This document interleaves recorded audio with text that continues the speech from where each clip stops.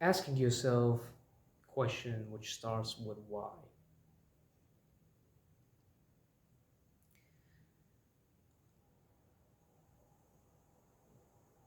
This is a profound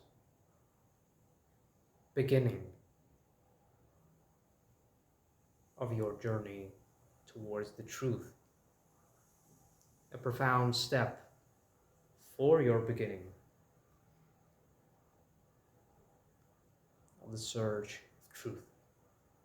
Because you basically start to question truth is not obvious, is not evident. So we'll get to the truth as we think just by questioning. So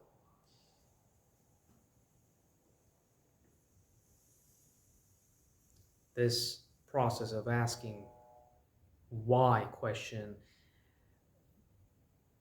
could be applied in any situation, not only in search for truth. You know, this process of searching truth by asking the question why is accompanied by, you know, some other processes which might stem from the process itself, the main process rather, the main line.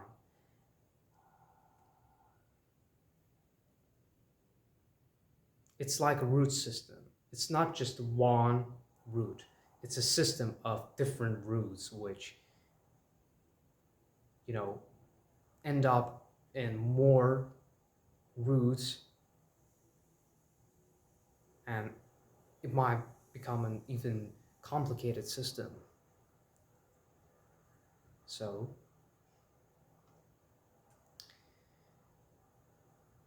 another benefit of asking these types of questions is that you become eventually aware that all the problems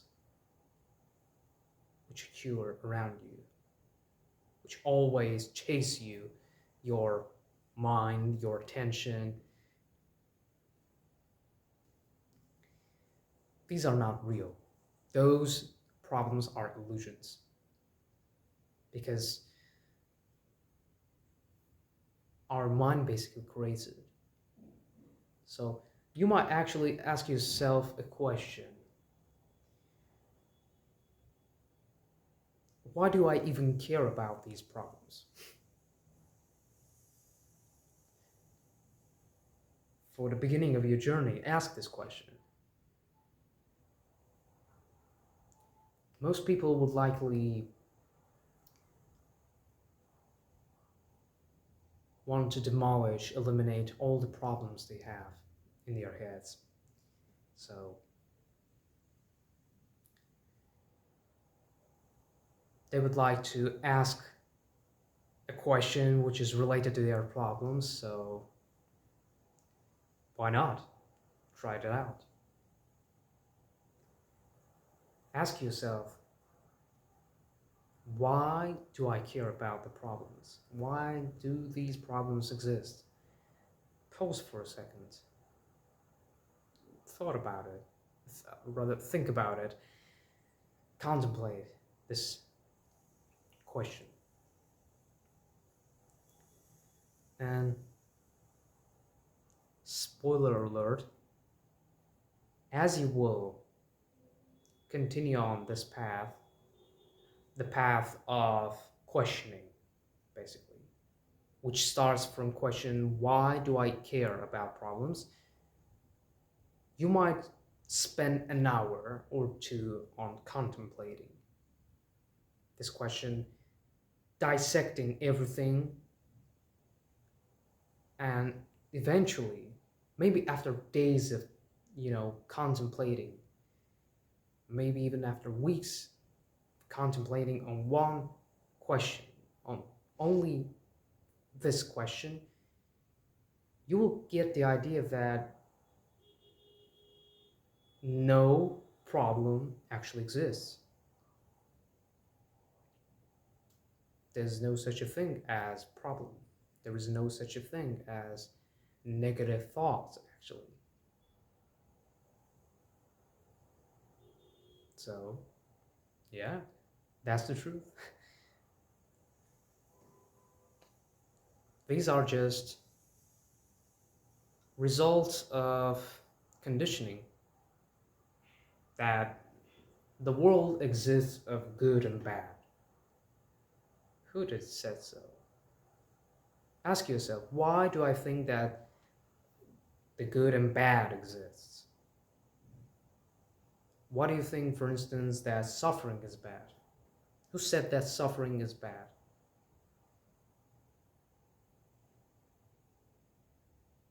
Think about it. Just do not instantly take for granted the answer, which simultaneously, in a second, gets into your mind as you hear this question.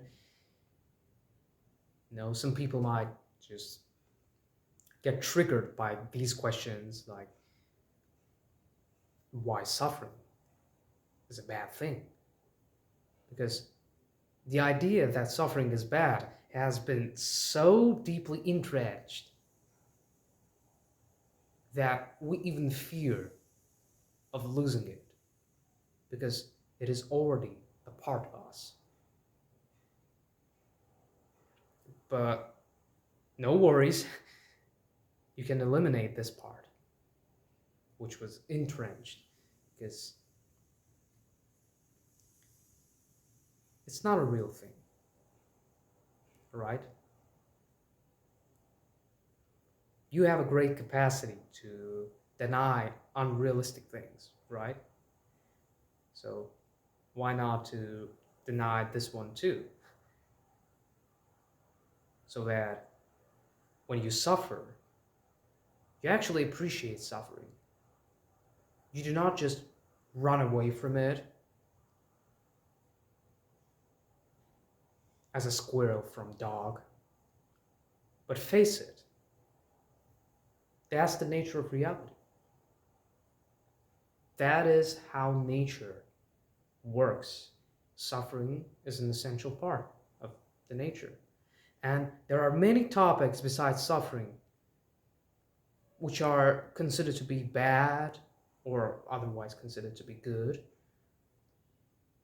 but which actually might be the opposite of what they are. There is always a dichotomy, a split between, a split rather in the idea itself. It's not just straightforward bad or good, right? So through contemplation, you will grasp the idea much better. And you will, build up your mind in the way in which it will function as the philosopher's mind. You might think, like, what? Why do I need to become a philosopher? I don't want to become a philosopher. I will just, perhaps I will, die in the thoughts which, consume me, consume my mind, in the ideas which come to my head. The questions themselves might really kill me. Relax. You won't be that, stressed out by becoming philosopher minded. You will just have a wider perspective on the life. You won't see a tree,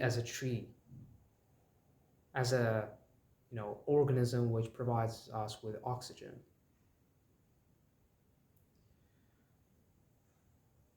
You will see the tree as something sophisticated. It's a system. It has a root system. It's a living organism.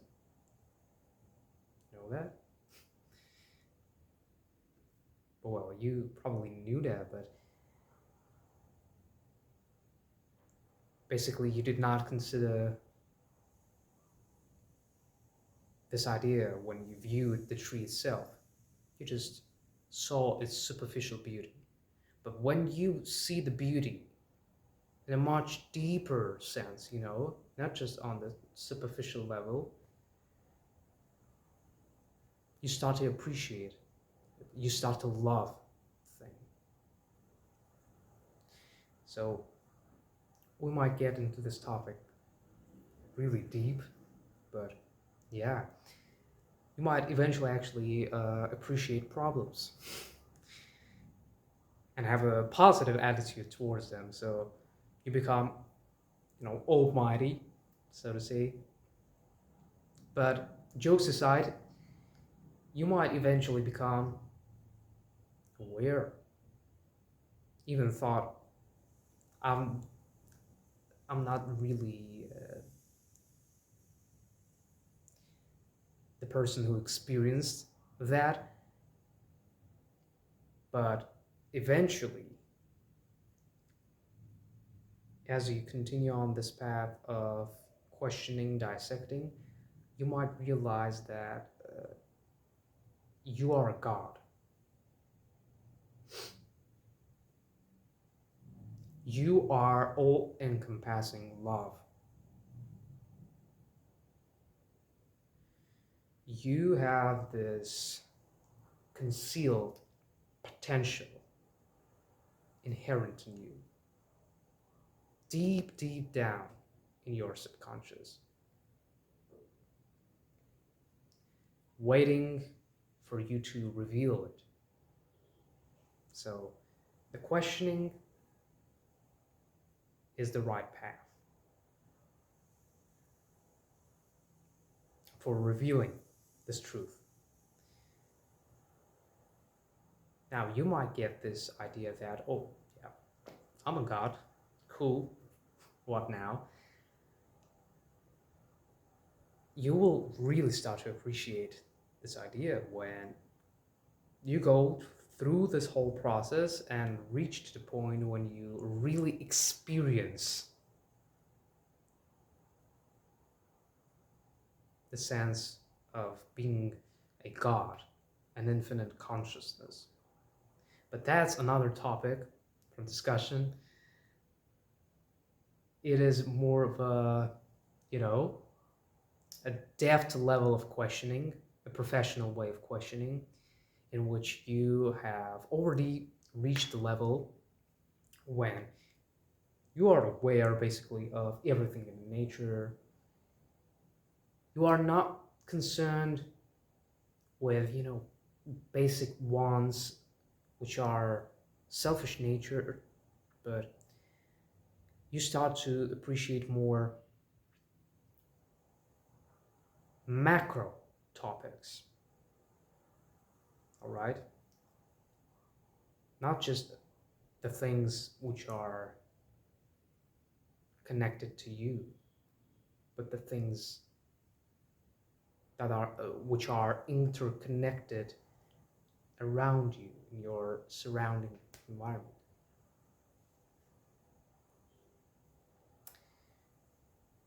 Well, you might say, why do I need that? Well, don't you want to become a happy person? Don't you want to attain the happiness? Well, this is the path of happiness. The path which leads to ultimate love for everything. As you become aware that you are God, you become aware also what is love, because God is love. So, ta-da, this is the truth. But truth is scary to accept because,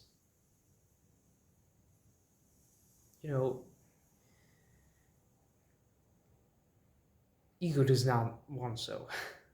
We fear that we'll lose everything to which we are accustomed to internally. It's like, jumping off the rocket into space without any suit.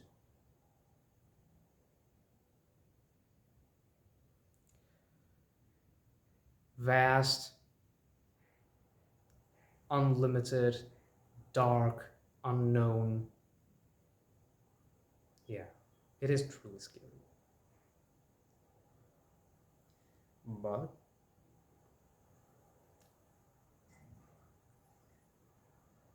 it's the happiness.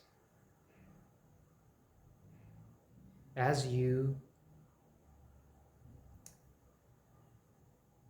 accommodate yourself to this atmosphere,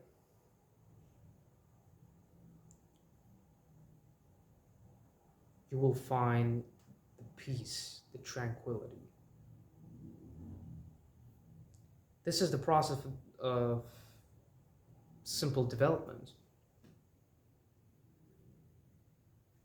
There was even a video of mine where I discussed about ego development theory.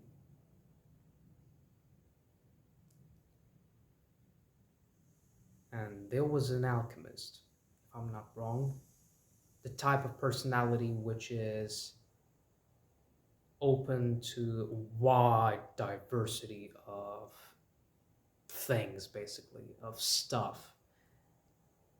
A person who became so aware of the truth, of the reality, that he or she has no ground to stand on. They float, basically, in the vast world which is open to them. Strongly recommend you to watch this video if you want to get a bit more understanding of this theory. So you basically develop to this stage of alchemist and reach the highest potential. You see? You see how asking a simple question, why, leads to a God realization, a realization of the truth, a realization of love.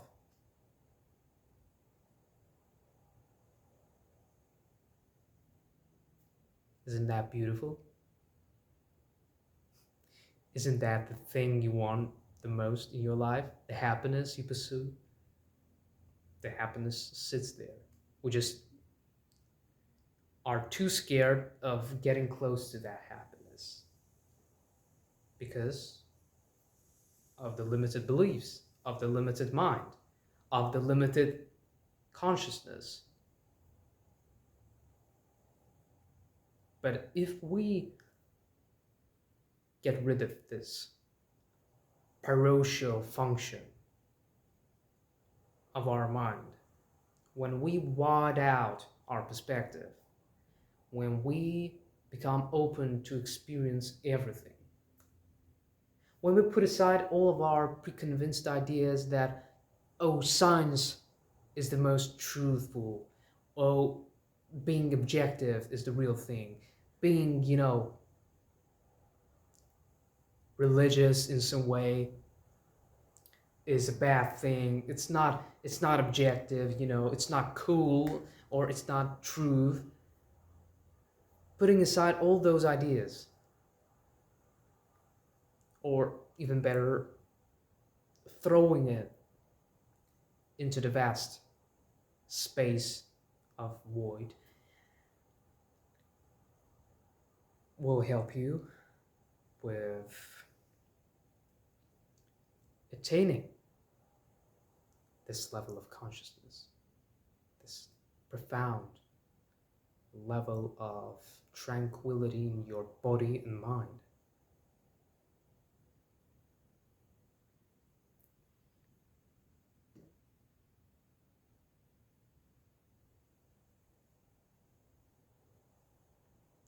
And you will not be the same again.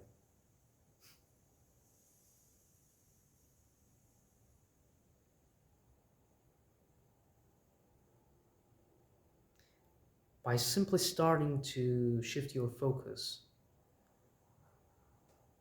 from the superficial part of the tree, from the superficial part of the problem, your emotions will too shift, because now, from feeling grief, from feeling sad, from feeling regret, you will shift to a state of curiosity. Now that you are more curious about what lays in the, base of this problem, what sits in the root of the problem.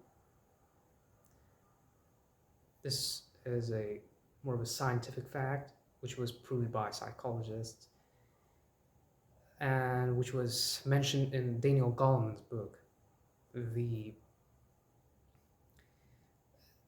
Focus, the Hidden Driver of Success, if I'm not wrong. No, Focus, the Hidden Driver of Excellence. Yeah. So where our focus is, there will be the emotion. So if we focus on the problem, we get the bad emotion.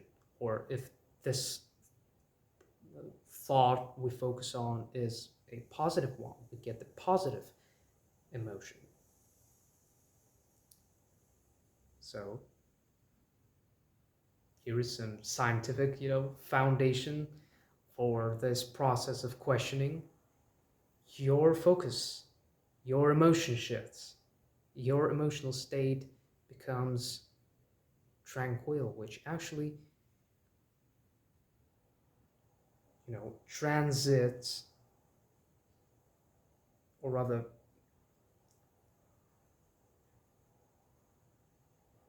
it becomes happiness step by step as you go through this ladder of questioning. And the peak happiness will come as you will understand, as you will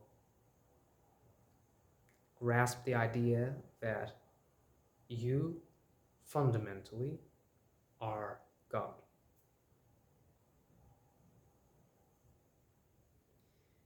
So yeah, this was all I wanted to tell you. A bit of a more philosophical video this time. Yeah, so hope you got the idea I wanted to deliver to you, that basically speaking, happiness sits in the present moment.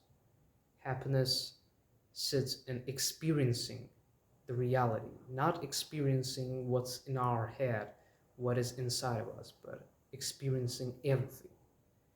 Both the part which is intrinsic and the part which is extrinsic. Yeah. You might start to think about problems, first of all, which instantaneously come to your mind. Write them down, those problems. Have at least 5 of those.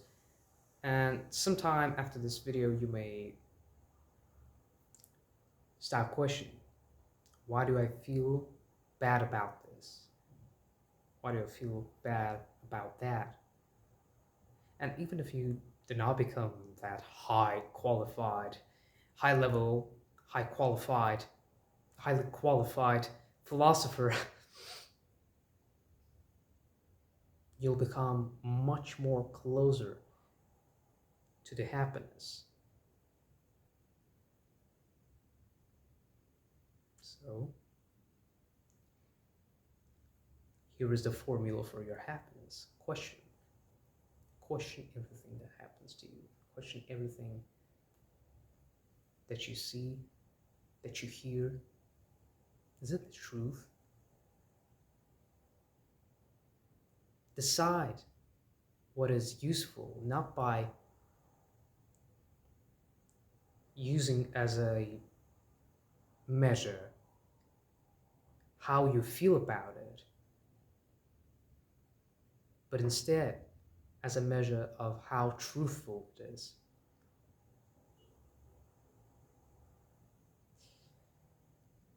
So this is the end. Thank you for your attention again.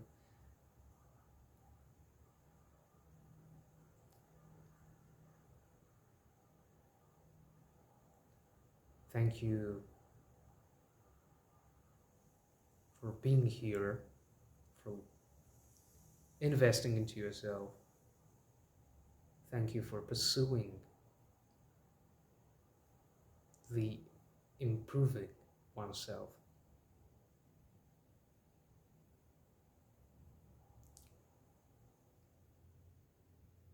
Thank you for watching this video, and also Merry Christmas for everyone.